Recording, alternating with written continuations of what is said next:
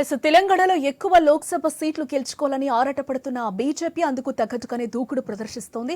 రాష్ట్ర నలుమూలల విజయ సంకల్ప యాత్రలకు శ్రీకారం చుట్టిన బీజేపీ మిగతా పార్టీల కంటే ముందే తన అభ్యర్థులను ఫైనల్ చేసింది. 11 లోక్సభ సీట్లకు అభ్యర్థులను ఖరారు చేసినట్లుగా సమాచారం అయితే అందుతోంది.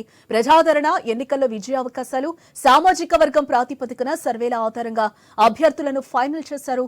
గతంలో ప్రజాప్రతినిధులుగా చేసిన వారికి వడపోతలో మెరిట్ పాయింట్లు దక్కినట్లుగా చెబుతున్నారు.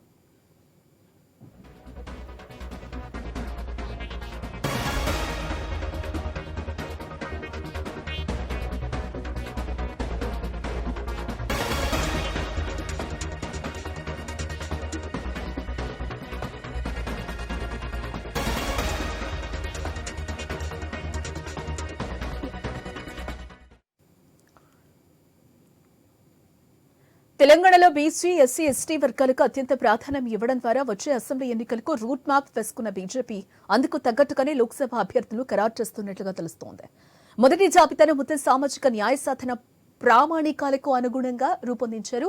మొదటి 11 సీట్లను త్వరలోనే ప్రకటించి మిగతా 6 సీట్లను ఎన్నికల షెడ్యూల్ వచ్చాక ప్రకటించే అవకాశం ఉందని చెప్తున్నారు. ఏ సీట్లో ఎవరు పోటీలో ఉండాలనే విషయంలో తుది నిర్ణయం తీసుకున్న అధిష్టానం ఆయా నాయకులకు సమాచారం కూడా అందించినట్లుగా తెలుస్తోంది. తమ లోక్సభ పరిధిలో పని ప్రారంభించుకోవాలని కూడా చెప్పేసిందని బీజేపీ నాయకులు ధృవీకరించారు. ఖరారైన మొదటి జాబితాను అత్యంత విశ్వసనీయ వర్గాల ద్వారా న్యూస్ సంపాదించింది.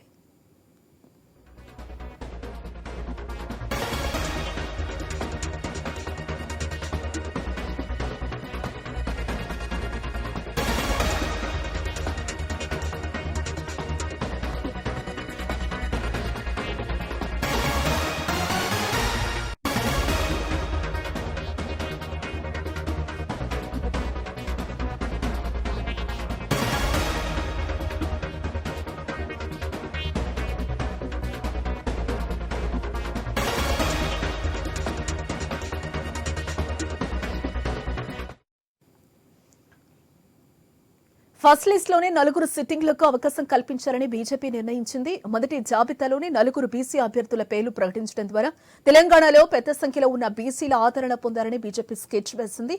2 మున్నూరు కాపులకు, 1 ముదిరాజ్కు, 1 గౌడకు అవకాశం కల్పించారు. మాదిగ, మాల, లంబాడ, ఆదివాసీ వర్గాల నుంచి ఒక్కొక్కరికి సీట్ లభించింది. మహిళా, రెడ్డి, వెలమ వర్గాలకు మొదటి జాబితాలోనే ఛాన్స్ దొరికినట్లయింది. సికింద్రాబాద్ నుంచి సిట్టింగ్ ఎంపీ కేంద్ర మంత్రి జి కిషన్ రెడ్డి, కరీంనగర్ నుంచి సిట్టింగ్ ఎంపీ బీజేపీ జాతీయ ప్రధాన కార్యదర్శి బండి సంజయ్, నిజామాబాద్ నుంచి సిట్టింగ్ ఎంపీ ధర్మపురి అరవింద్, ఆదిలాబాద్ నుంచి సోయం బాపురావు మళ్లీ పోటీ చేయనున్నారు.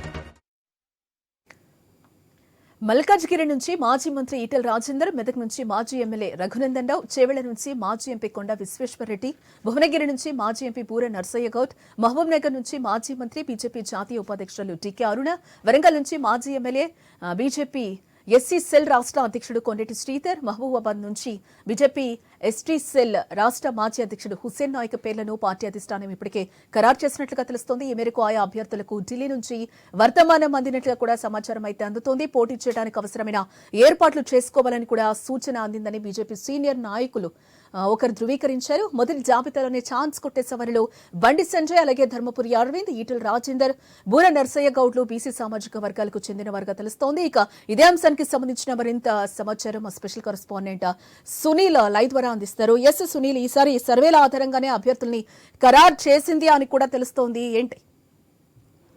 సార్వత్రిక ఎన్నికలపై బీజేపీ ప్రత్యేకంగా ఫోకస్ పెట్టింది. ఒకవైపు అభ్యర్థుల ఎంపికకు సంబంధించి కావచ్చు, మరోవైపు క్షేత్రస్థాయిలో విస్తృతంగా పర్యటన చేయాలని చెప్పేసి ఆ పార్టీ భావిస్తుంది. ఇప్పటికే ఈరోజు 5 క్లస్టర్ల నుంచి కూడా ఈరోజు విజయ సంకల్ప యాత్రలు ప్రారంభించింది.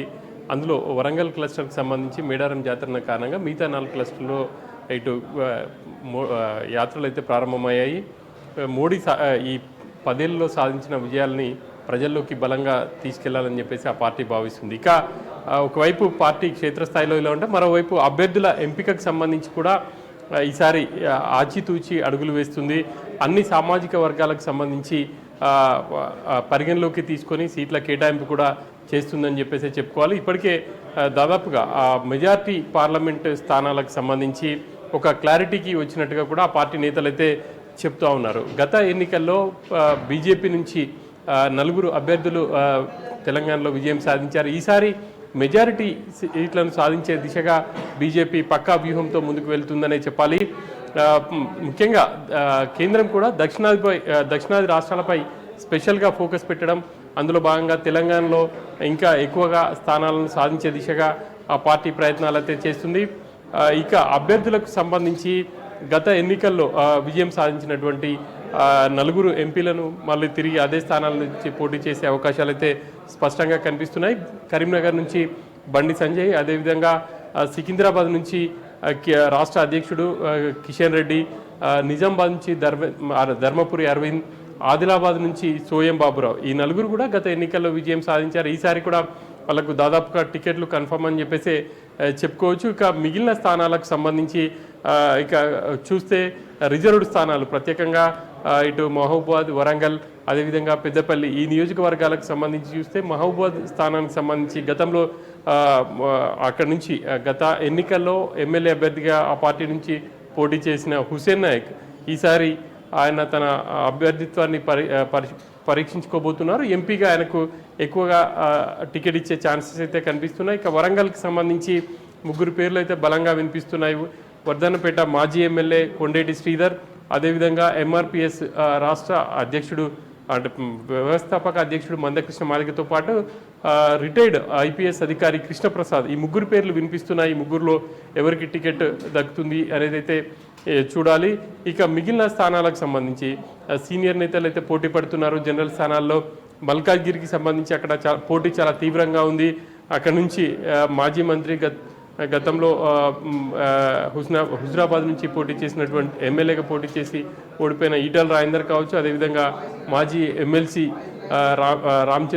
అదేవిధంగా రామచంద్రరావు, మరికొంతమంది నేతల పేర్లు అయితే వినిపిస్తున్నాయి. కానీ పార్టీ అధిష్టానం ఈటల రాజేందర్ వైపే మొగ్గు చూపుతుందని చెప్పేసి పార్టీ వర్గాల్లో అయితే చర్చ నడుస్తుంది.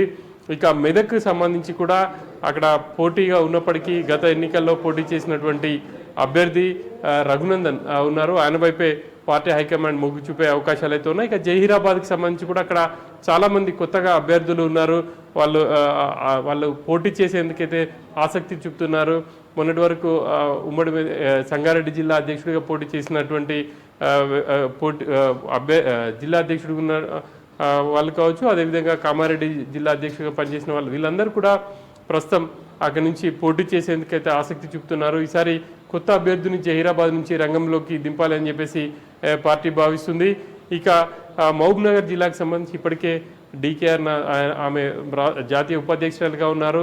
అక్కడి నుంచి కూడా డీకే అర్ణతో పాటు మాజీ ఎంపీ జితేందర్ రెడ్డి ఉన్నారు. కానీ పార్టీ హైకమాండ్ జితేందర్ రెడ్డి వైపే మొగ్గు చూపుతున్నట్టుగా కూడా తెలుస్తుంది. ఇక చేవేళ్లకు సంబంధించి అక్కడి నుంచి పోటీ చేయడానికి మాజీ ఎంపీ కొండా విశ్వేశ్వరరెడ్డి చాలా ఇంట్రెస్ట్గా ఉన్నారు. ఆయన్నే బరిలోకి దింపే అవకాశాలను ఇప్పటికే ఆయన క్షేత్రస్థాయిలో కూడా తన పనిని అయితే ప్రారంభించారని చెప్పుకోవాలి.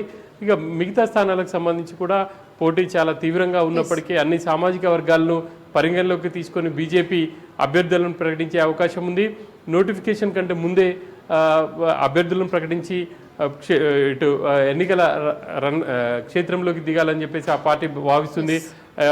ముఖ్యంగా ఎన్నికల నోటిఫికేషన్ వచ్చే సమయానికల్లా రాష్ట్ర వ్యాప్తంగా ఉన్నటువంటి 119 అసెంబ్లీ నియోజకవర్గాల్లో విజయ సంకల్ప యాత్రలు పూర్తి చేసి పార్టీ క్యాడర్ కూడా ఎన్నికల క్షేత్రంలో నిమగ్నమయ్యే విధంగా ఆ పార్టీ వ్యూహాత్మకంగా పావులు కదుపుతుంది. Janaki. Right Sunil, thanks for the update.